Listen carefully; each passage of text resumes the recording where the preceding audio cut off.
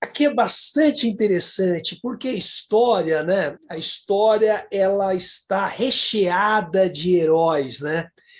E aí a coisa muito interessante é qual o papel do herói na filosofia de Hegel. Essa pergunta, evidentemente, merece, né, Fábio, um desdobramento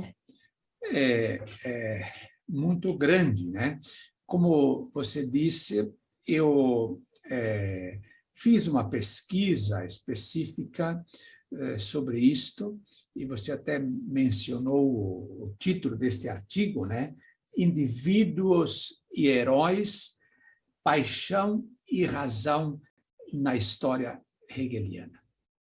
Então, veja que aqui nós colocamos paixão e razão na história hegeliana. Digamos, Hegel tem uma frase muito interessante na filosofia da história dele, na filosofia da razão na história, né? Que ele diz que nada no mundo foi feito sem paixão, né? Então, Hegel não entende que a razão seja inimiga da paixão, né? A razão e paixão estão juntas, né? Exatamente aquilo que eu dizia, que o pensamento hegeliano é um pensamento inclusivo, né? Que não exclui paixão e razão. Mas paixão e razão são dois componentes, dois momentos, podemos dizer, que o herói ou indivíduo, ou, como Hegel chama, o grande homem da história. Eu preferiria traduzir para uma questão do filosoficamente correto como os grandes seres humanos, né? Sendo inclusivo, porque podem ser homens e mulheres, né? Os grandes homens e as grandes mulheres da história, né? Então, os grandes seres humanos da história, né? Quem são estes grandes seres humanos da história para Hegel? Exatamente os que são movidos por uma paixão, né? E a paixão, aqui bem entendida, a paixão, diz Hegel, ela se determina inicialmente por seus interesses.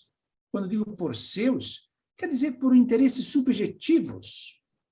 O ser humano tem interesses imediatos, e isto não é negativo. Todos nós nos movemos por nossos interesses, né? Desejos. Todos nós temos isto, né? Não há como pensar um ser humano sem paixões, quer dizer, sem interesses. Hegel chega a dizer de que quem não tem interesse é a pedra. Nem a criança pode ser dita que ela é inocente, porque mesmo a criança, quando chora, é porque ela tem um interesse, ela quer leite, né? Ela tem uma paixão pelo leite. Então, só a pedra, digamos, a rigor, pode-se dizer que ela é sem interesse. Então, nós, enquanto seres apaixonados, seres de paixão, nos movemos por interesses subjetivos, né? Nós nos movemos por interesses subjetivos. E aí que está o problema, que os grandes seres humanos, os heróis da história, são aqueles que são capazes de conectar, de vincular os seus interesses subjetivos com os interesses objetivos. Ou, se quiséssemos, os interesses privados com os interesses públicos. Isto é que faz o diferencial dos grandes seres humanos. São aqueles que, junto com os seus interesses privados, seus interesses subjetivos, unem com os interesses objetivos, os interesses públicos. Vejam Gandhi, vejam Mandela. Evidentemente que eles têm os seus interesses, no caso de Mandela, de um povo escravizado, como na África do Sul, o povo negro. É um interesse identitário, étnico, pode-se dizer, é um interesse particular de um povo. Mas ele soube vincular esse interesse com o interesse objetivo, público de um povo, de um país. É isso que constitui o grande ser humano, Mandela. É isso que constitui os heróis da história, que são capazes de vincular os seus interesses subjetivos com os interesses objetivos, com os grandes ideais da humanidade. Então, Fábio, o herói é este, que é capaz de vincular esta paixão, pode-se dizer, com a razão, porque a razão dá a dimensão bem entendida, dá a dimensão da objetividade. Então, os seres medíocres, os seres que vivem para o seu criado mudo, o seu criado de quarto, são aqueles seres humanos que ficam pregando ódio, pregando a violência, pregando armas. Esses são os seres que não são os grandes seres humanos. São os seres dos interesses privados, que não são universalizáveis. Lamentavelmente, nós temos na nossa história e também hoje estes seres humanos mesquinhos, esses seres humanos medíocres, que vivem para os seus interesses privados ou interesses de grupelhos, de milícias, que só se movem no lodaçal da violência, do ódio. Então, eu penso que é exatamente o contrário, o inverso disso que Hegel propõe quando diz o herói é aquele que, Fábio, sabe, com paixão, ver o espírito do seu tempo. E aqui entraria uma outra categoria, eu introduziria aqui uma outra categoria de análise, além desta que Hegel coloca, de saber o grande ser humano que sabe vincular os seus interesses subjetivos, privados, com os interesses objetivos, públicos, os grandes ideais da humanidade, é aquele que sabe, Hegel diz, combinar o espírito do seu tempo com o espírito do povo. Hegel usa dois termos. Ele chama Zeitgeist, quer dizer, o espírito do tempo, e Volksgeist, quer dizer, o espírito do povo. Mas o que é o Volksgeist, o espírito do povo?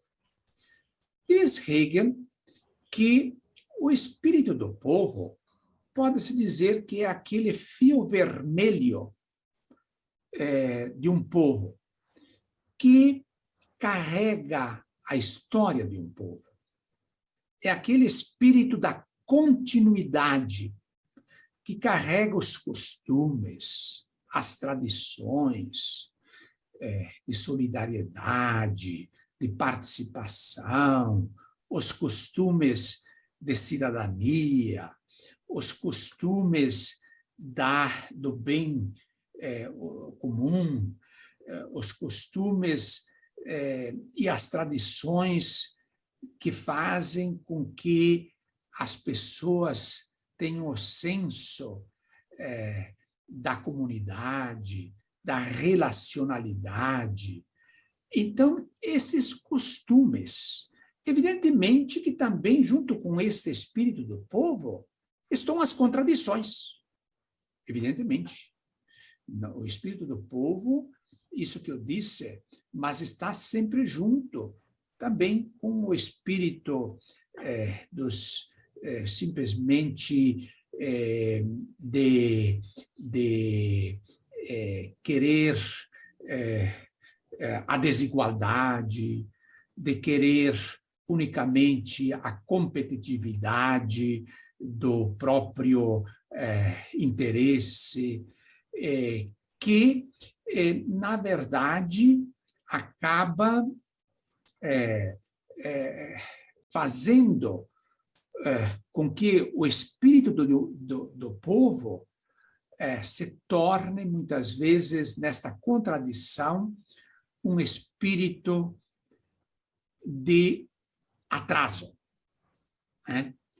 Então, o espírito do povo carrega exatamente, junto com ele, essa contradição. Pode-se carregar para o avanço, como também para o recuo, para o atraso. E os grandes seres humanos podem explorar este espírito do povo, segundo os seus interesses. É isto que, claro, aqui também tem toda a questão da opinião pública, que esse seria um outro capítulo que depois nós poderemos voltar aqui, né?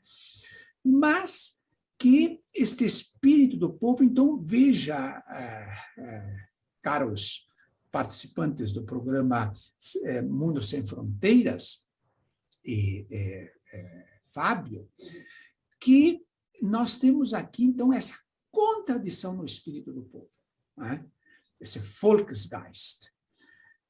Mas aí nós temos, em oposição a este espírito do povo, o Zeitgeist, o espírito do tempo.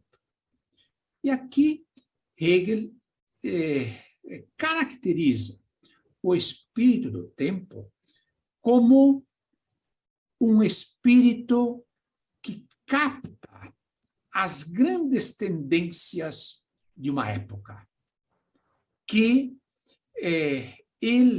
o espírito do tempo, carrega aquilo que há de emergente, de novo, que carrega o potencial da liberdade. Veja, então, porque também o espírito do tempo, ele está carregado de contradições. Os dois, o espírito do tempo pode ser um espírito do tempo do fundamentalismo, e pode ser o espírito do tempo de que carrega a emancipação. Então, bem entendido, depois podemos falar melhor, que Hegel tem um critério para avaliar a história, a razão na história. Qual é o critério para avaliar, para saber se a história avança ou recua? Essa é a pergunta. Então, para Hegel, o critério determinante para avaliar a história é a liberdade. Bem entendido. Não é a liberdade simplesmente como muitas vezes é entendida economicamente, como o laissez-faire, né? Mas a liberdade como uma determinação de relações de igualdade, né? A liberdade nunca está desvinculada da igualdade, né? Então, construir mediações e estruturas da igualdade que garantam o acesso das oportunidades igualmente para todos, né? Veja que é um conceito forte, não é um conceito fraco de um mero neoliberalismo, se nós pudéssemos dizer, né? Então, podemos voltar ainda sobre isto. Então, voltando à questão do Zeitgeist, o espírito do tempo. Como eu dizia, este espírito do tempo, ele carrega dentro dele essa contradição, né? Quer dizer, pode carregar dentro a realidade do avanço, da emancipação do ser humano, ou também o retrocesso, né? Os fundamentalismos. Né? Então, claro que Hegel vai dizer que os grandes seres humanos são aqueles que, no seu tempo, são capazes de ler o seu tempo, de apreender o seu tempo, de ver o seu tempo e intuir dentro do seu tempo as tendências de emancipação, as tendências de avanço, né? E não de recuo, de afirmar simplesmente o status quo, mas como a própria lógica hegeliana é uma lógica de superação, o grande ser humano é aquele que enxerga dentro das circunstâncias do seu tempo as oportunidades de fazer avançar a história. Então, veja que Hegel avalia várias pessoas, né? Por exemplo, Napoleão, né? Ele cita até naquele famoso, pelo menos é atribuído a ele, não sei se é verdade ou não, né? Que quando ele estava em Iena, em 1807, né? Quando Napoleão entra lá, ele diz que viu o espírito do mundo, né? Quer dizer, ele vê nesse ser humano, neste ser um herói, porque é capaz de implementar os grandes parâmetros, podemos dizer, da Revolução Francesa. A liberdade, a igualdade e a fraternidade, né? Ele vê que em Napoleão está esse ser humano, esse grande ser humano, que com a sua paixão, com os seus interesses imediatos, é capaz de vincular essa paixão no espírito do tempo, dos ideais de revolução, de mudança da história, né? E assim nós podemos ver em muitos outros, poderíamos dizer, né? Então, Fábio, há os grandes seres humanos, os heróis da história, são aqueles que sabem juntar o espírito do povo com o espírito do tempo. Quer dizer, embora o espírito do povo não queira, muitas vezes, aderir às mudanças que o espírito do tempo aponta, cabe ao grande homem, ao herói, implementar, puxar a história, podemos dizer, para este sentido. né? Claro que isto sempre dentro das mediações históricas. Não é simplesmente um voluntarismo cego, não é simplesmente, cabe aqui distinguir, digamos, as condições objetivas para tal, não é simplesmente um voluntarismo de imposição de sua paixão, de sua vontade pessoal, mas é uma ação mediatizada pelas instituições, pelas organizações, que garantem não simplesmente uma relação, digamos, de uma pessoa diretamente com as massas, mas é sempre, isso seria um desvio, digamos,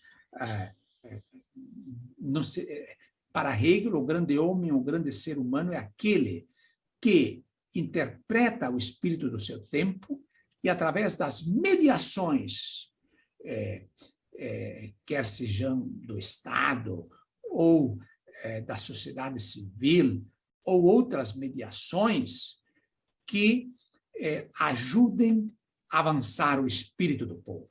Né? Porque, normalmente, o espírito do povo é conservador, quer conservar o status quo.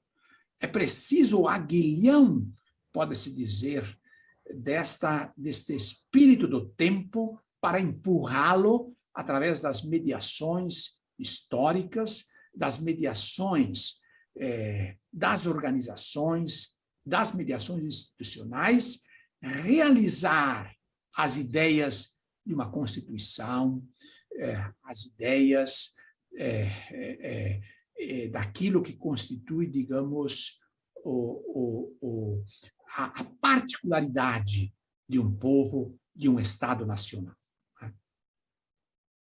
Não sei, Gemires, sensacional, hein?